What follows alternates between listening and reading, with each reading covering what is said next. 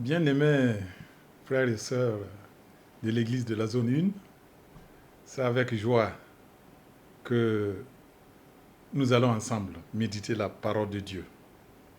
Je vous propose une lecture dans l'évangile de Jean, au chapitre 8, du verset 1 jusqu'au verset 11. C'est un texte que vous connaissez bien. Et le thème de notre méditation sera « Déposons nos pierres, nous sommes tous coupables ». Nous lisons Jean 8, 1 à 11. Jésus se rendit à la montagne des Oliviers, mais dès le matin, il alla de nouveau dans le temple et tout le peuple vint à lui. S'étant assis, il les enseignait. Alors les scribes et les pharisiens amenèrent une femme surprise en adultère. Et, la plaçant au milieu du peuple, ils dirent à Jésus, « Maître, cette femme a été surprise en flagrant délit d'adultère. Moïse, dans la loi, nous a ordonné de lapider de telles femmes.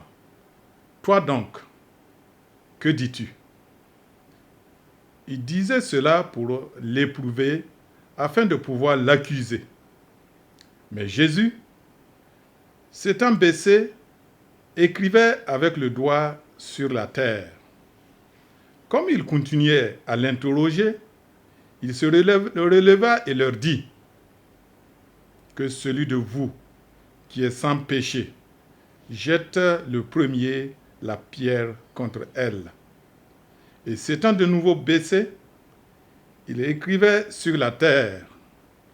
Quand ils entendirent cela, accusés par leur conscience, ils se retirèrent un à un, depuis les plus âgés jusqu'au dernier.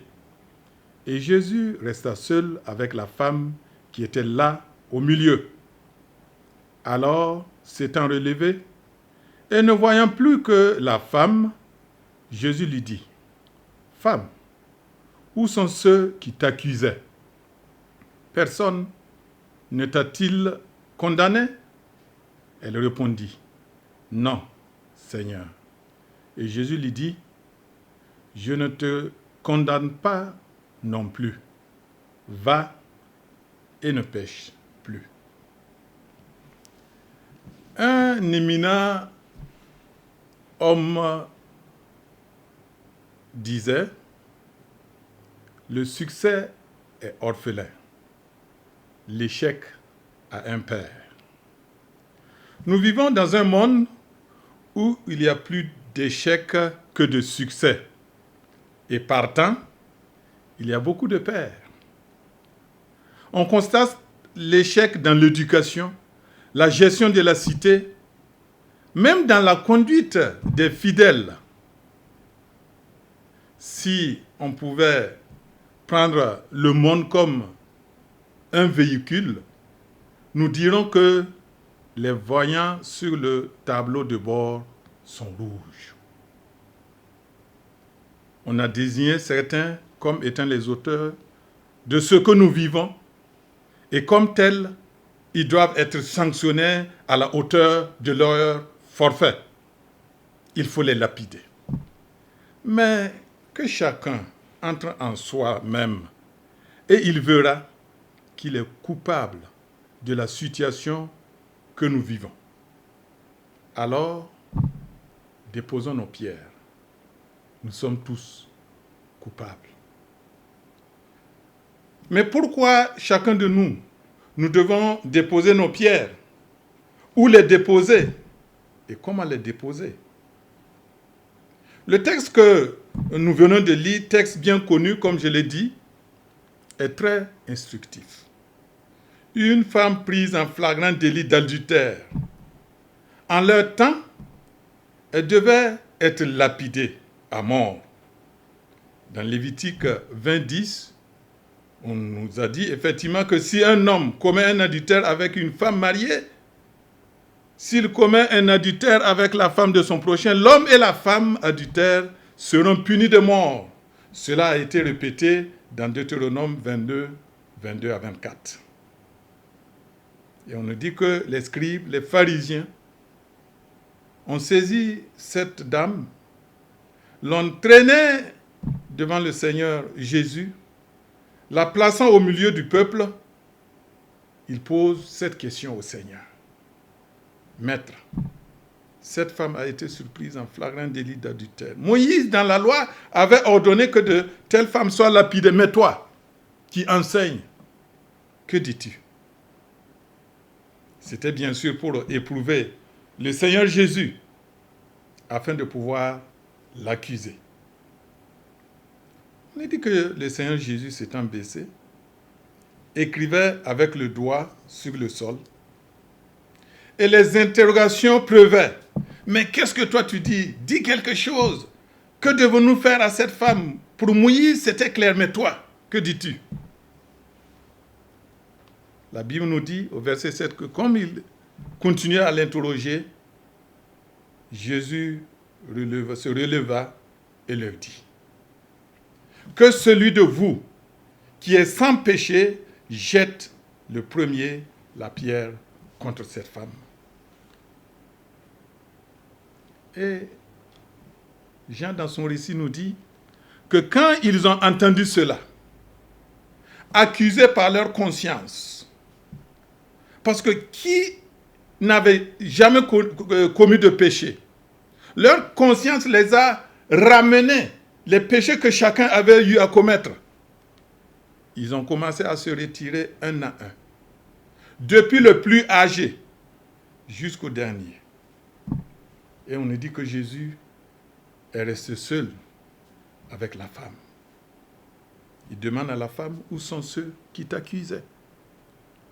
Personne ne t'a condamné? La femme répondit: non, Seigneur. Et le Seigneur Jésus de dire à cette dame: je ne te condamne pas non plus, va et ne pêche plus. Frères et sœurs, nous sommes dans un monde en ébullition. Il y a beaucoup de problèmes.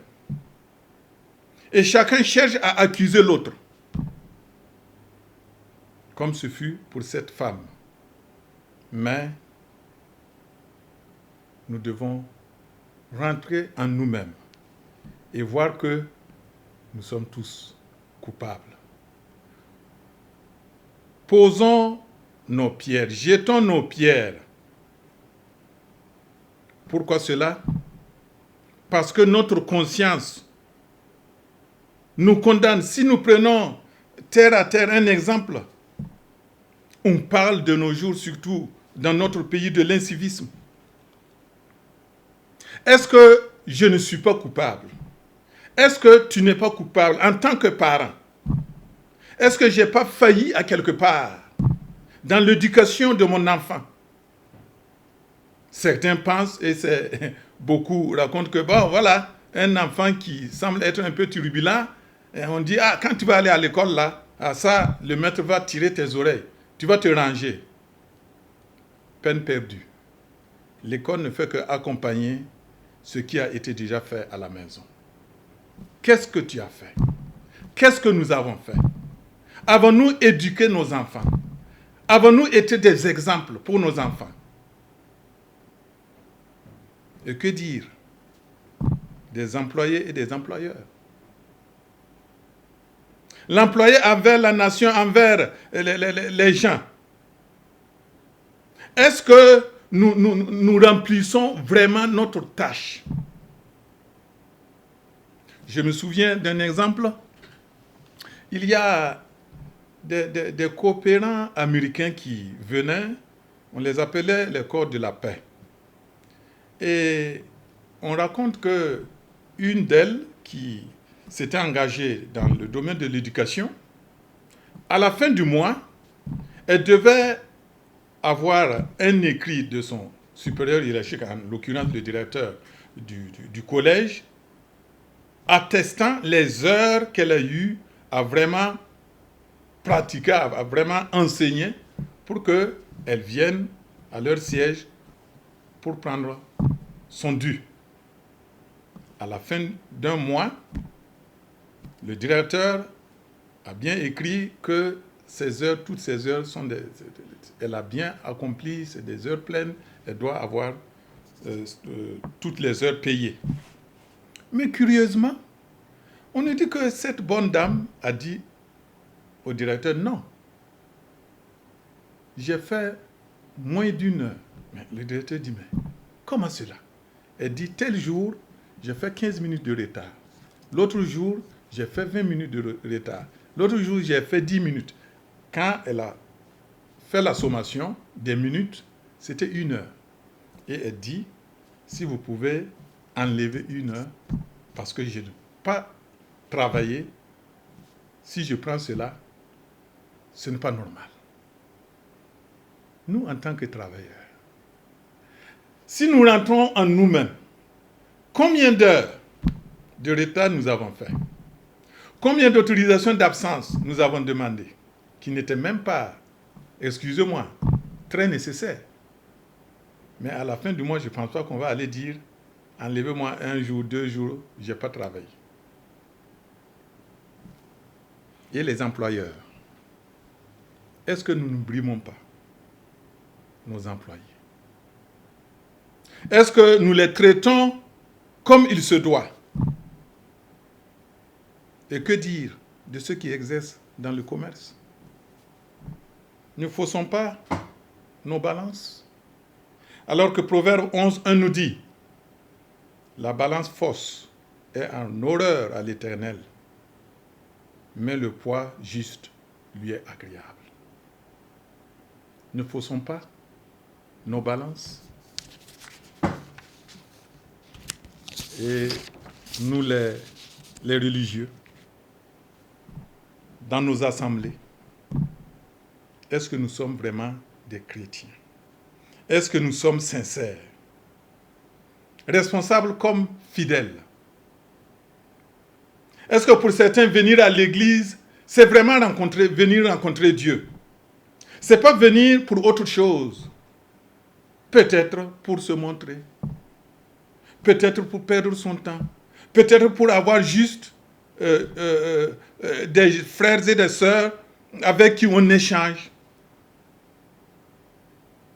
Est-ce que nous donnons vraiment gloire à Dieu dans nos assemblées?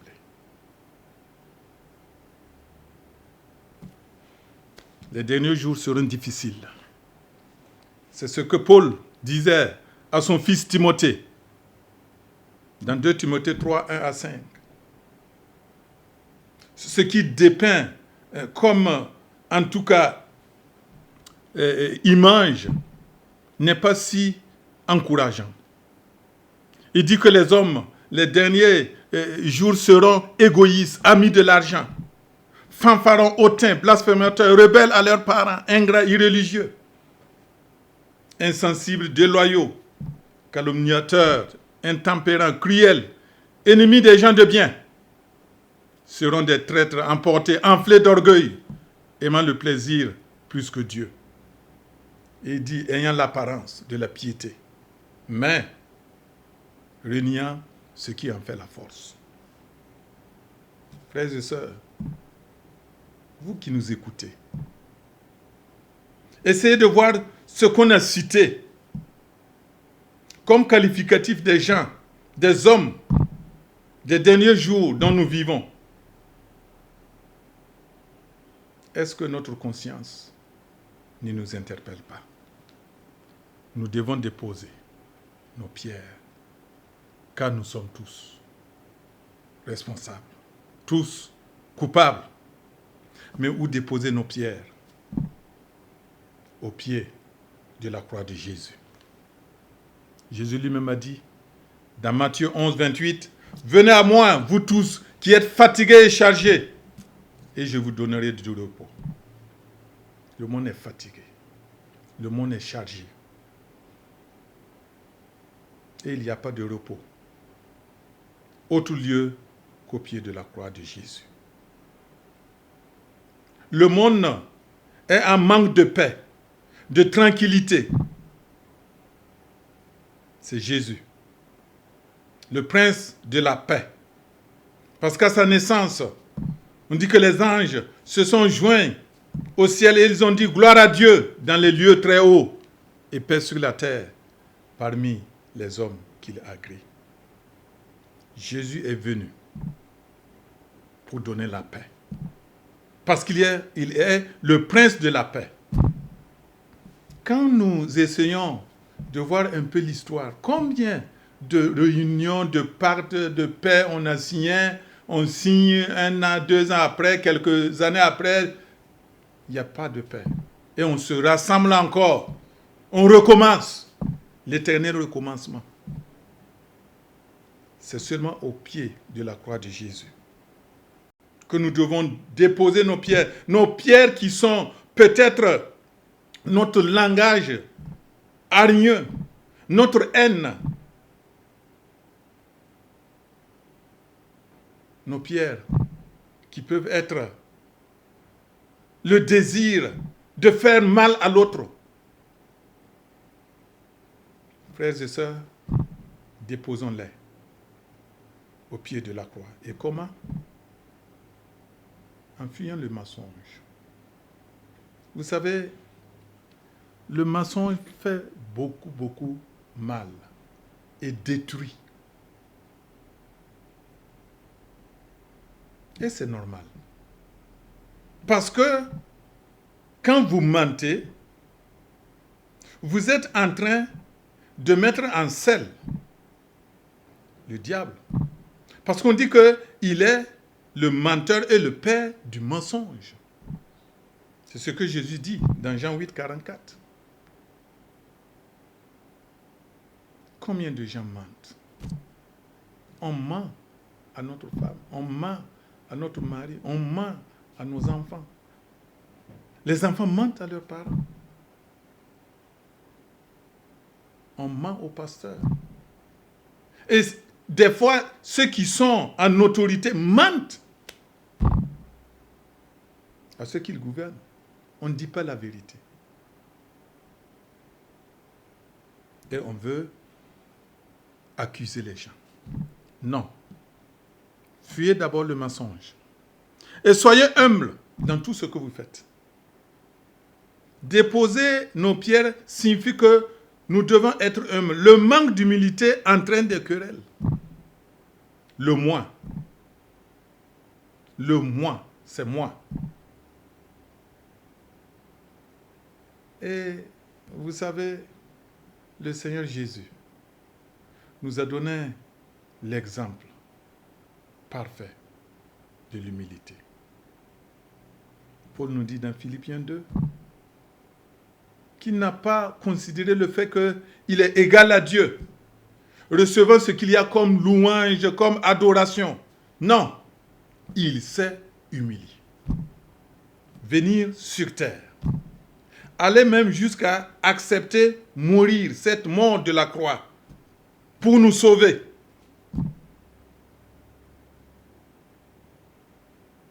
Les gens sont orgueilleux, arrogants, veulent s'imposer. Où ils vont, il faut qu'on me voie. Yamam la auto.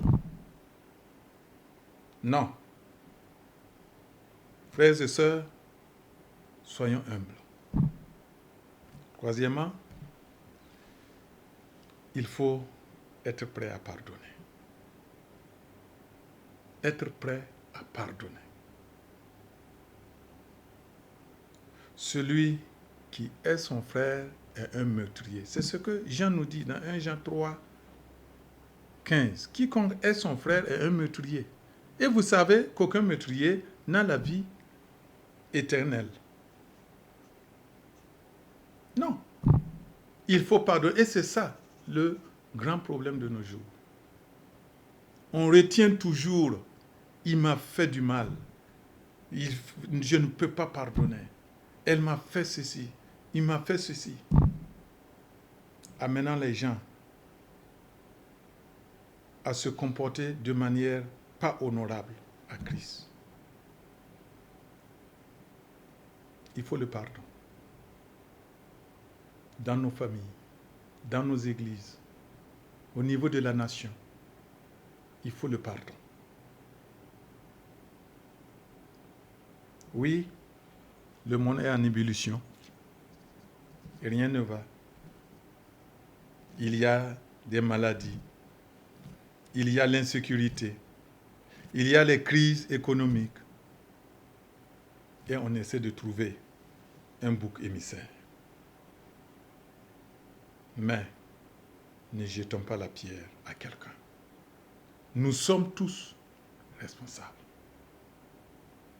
Que chacun interroge sa conscience. Humblement. Interroge ta conscience et vois dans la situation. Même quand nous parlons de... Bon, quand même, on ne peut pas de nos jours parler sans parler du Covid-19. Oui, on dit que le virus est là, il y a des comportements qu'il faut adopter. Voyez un peu. Est-ce que nous les adoptons? Est-ce que nous les adoptons? Et si maintenant, il y a une propagation, nous allons accuser qui? Il faut que je m'accuse. Je n'ai pas pris en compte ce qu'on a dit de faire et de ne pas faire. Interrogeons notre conscience. Nous allons voir que nous sommes tous responsables de ce que nous vivons. Mais Dieu merci, il y a la solution au pied de la croix. C'est la solution. Ce n'est pas des meetings, ce n'est pas des gros moyens, ce n'est pas de la... Non, au pied de la croix. Faisons la paix avec le prince de paix, Jésus-Christ. Si nous faisons la paix avec Christ et vivons comme Christ nous recommande, nous serons obéissants. Nous allons fuir le mensonge. Nous allons vivre dans l'humilité. Nous allons pardonner. Humainement parlant, c'est un peu difficile. Mais quand nous faisons la paix avec Christ, nous allons voir que cela est possible. Et le Seigneur, qui est vraiment amour, parce que Dieu est amour, le Seigneur dit à la femme, moi non plus je te condamne. Va et ne pêche plus. Pour nous, nous sommes tous responsables. Déposons nos pierres. Revenons à Christ. Faisons cette paix. Et allons et ne péchons plus. Que le Seigneur vous bénisse dans le saint nom de Jésus. Amen.